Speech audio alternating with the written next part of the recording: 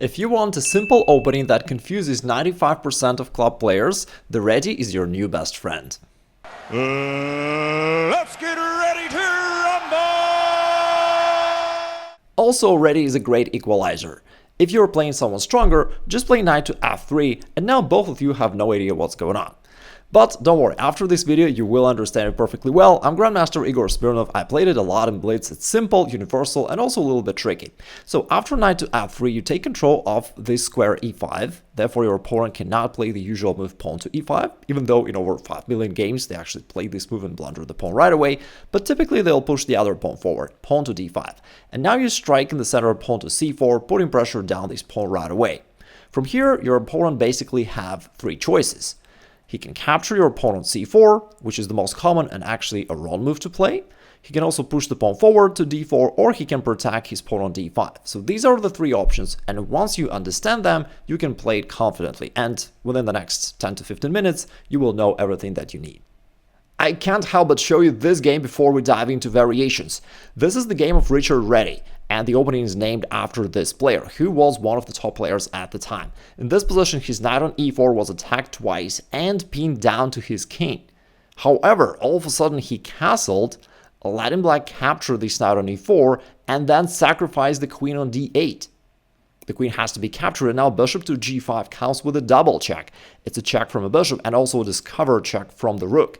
And now if the king goes to e8, it's a checkmate by the rook. Really stunning. And in the game, I think black went with king to c7, which looks perfectly safe until white goes bishop d8 checkmate. Therefore, Reti definitely was a very creative player, and it's cool to play his opening. Most of your opponents won't be able to resist the temptation to capture this low-calorie, seemingly free pawn on c4. This is actually some of the worst option that your opponent has, but nevertheless, they do this. Now, why is it kind of bad for black? Because they can't really win this pawn. You simply play pawn to e3, and on the next turn, you get the pawn back and develop your bishop to this active position at the same time.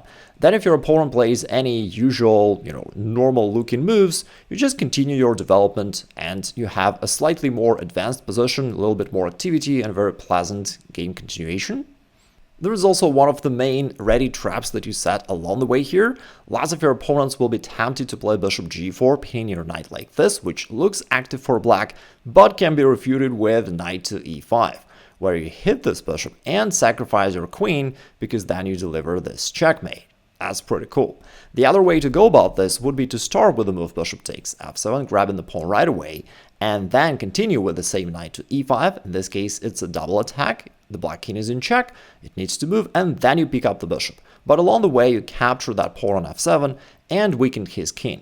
Moreover, if your opponent decides to trade off knights, and they often do, then you continue with queen to b3 instead, and you checkmate him right away. What if your opponent tries to hold on to his extra pawn? Well, it doesn't quite work. You keep undermining and putting pressure to this pawn chain, and after black tries to defend it, you just keep attacking it. There are different ways to go about this. For example, you can jump with your knight forward and attack the pawn. And now, if black tries pawn to a6, there's a classical idea, knight takes b5, taking advantage of the pin. The knight cannot be captured, or else the rook on a8 will be lost, and in doing so, you disrupted his pawn chain. Otherwise, if black wants to defend this pawn, he also needs to be very careful, because besides this threat, by moving the knight, you also created one more threat, which is much more hidden, but also much more dangerous. It's the move queen to f3, going after this rook in the corner, which has no way out. And that's a really serious threat that black needs to address. Let's say black is careful, and they go queen to b6, guarding this pawn and also getting ready to play bishop to b7 if you try entering this diagonal. In this case, you can continue attacking, this time with the other knight, adding one more attacker to this pawn on b5, and if let's say black pushes it forward, we enter the nightmare territory, where you start disrupting everything your opponent tries and keep attacking. This way you're sacrificing the knight, but regardless of black capture it or not, you continue with knight to c7 and win. All in all, the most common move of black, simply capturing this pawn on c4, typically leads to a slightly passive and inferior position for black, where they have to fight for equality, or if black persists and tries to hold on to this extra pawn, that may even lead to a quick disaster.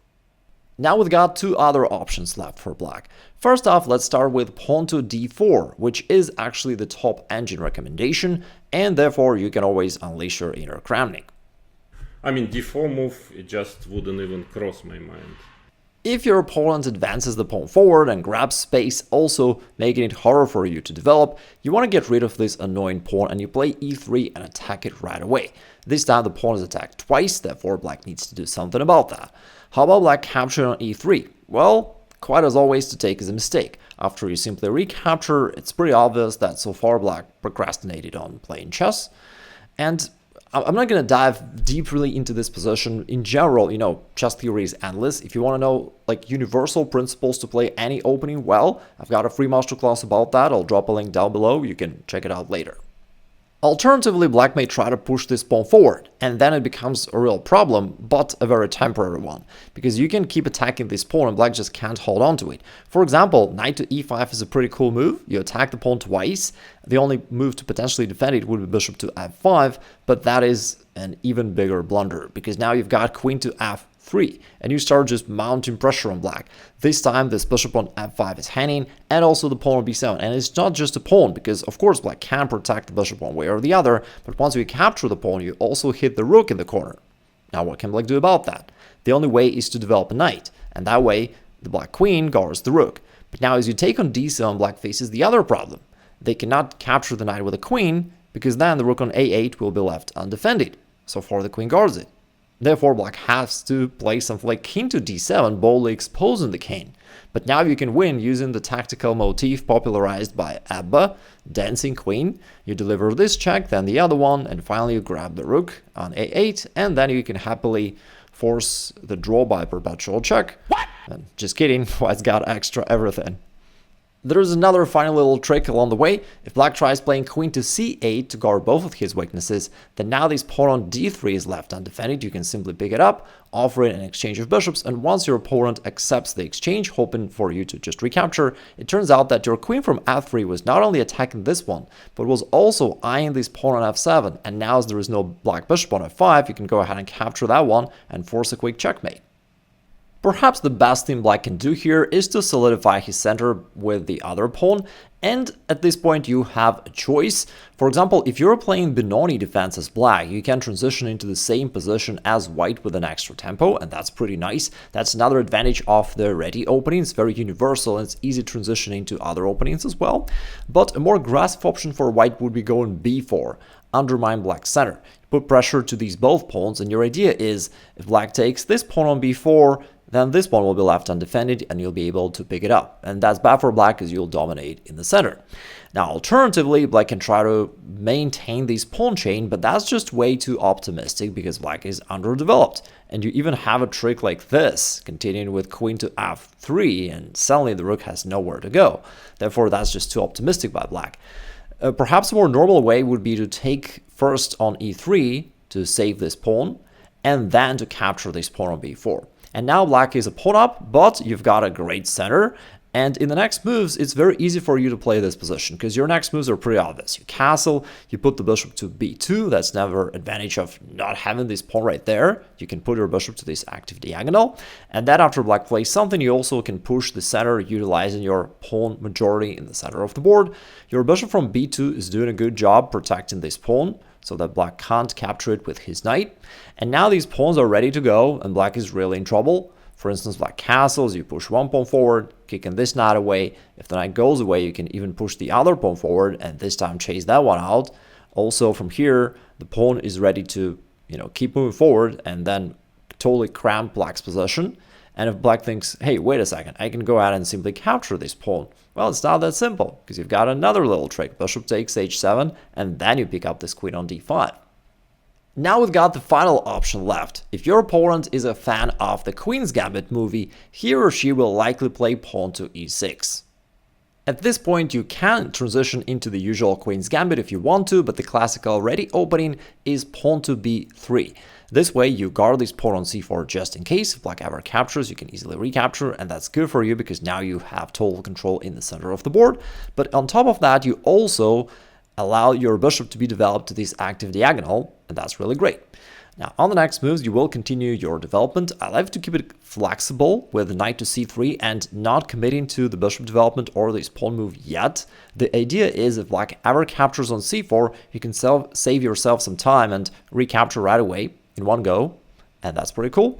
Otherwise, you can also choose what to do depending on what your opponent plays. If your opponent plays very passively, you can just play d4, bishop d3, castle, and again, you get something similar to the Queen's Gambit, perhaps in a even more aggressive setup for you. And sometimes if your opponent tries to be active in the center and threatens d4 himself, then it's time for you to trade here and then play d4. Your idea is to create this isolated pawn on d5, which will be a long-term weakness. And of course, with perfect play, black can equalize here. But that requires really an advanced level player and probably some good preparation. Because otherwise, if black just plays some casual moves, they quickly go down. So from here, for example, after knight to c6, bishop e2, I've played this position a lot in blitz, and I can tell you it's very easy to play it as white, pretty hard as black. For example, black has a hard time developing this bishop actively because all these squares are already controlled by you, and black can't do it. They often trade on d4, trying to get rid of your active knight, but that's another positional mistake because now your queen is active and you are ready to put even more pressure onto this pawn. Then after bishop e6, you castle, and like I said, I noticed that if you get to a position like that in blitz, it's like really advantageous for you. Because your next moves are very simple. You play rook to d1, bishop to f3, putting pressure to this pawn, maybe the other rook to c1, putting this to the open file, and your moves are very easy. For black, on the other hand, is really hard to come up with any meaningful idea, and there are no active plans that black have here. Like, they have to just passively defend and try to equalize. Also, it's very common for black to move this rook and blunder this pawn on a7, which is nice for you. Otherwise, if black tries to, get this pawn out of danger, then you just stick to your plan. You continue with rook to d1 and then bishop to f3, putting pressure to this pawn, and already black can't defend it. Moreover, on top of that, there is another little trick which black often blunders in blitz. It's when you capture this pawn, and you're already up a pawn, but then as they try to recapture, hoping for a mass exchange on d5, they start calculating all these lines. I take, he takes, I take, he takes, but then all of a sudden there is a boom, and black just overlooked your sniper bishop from b2. If you want to know my universal principles to play any opening, well, head to this free masterclass up there. And if you want to hone your middle game skills so that you know how to come up with the right plans, this video covers it.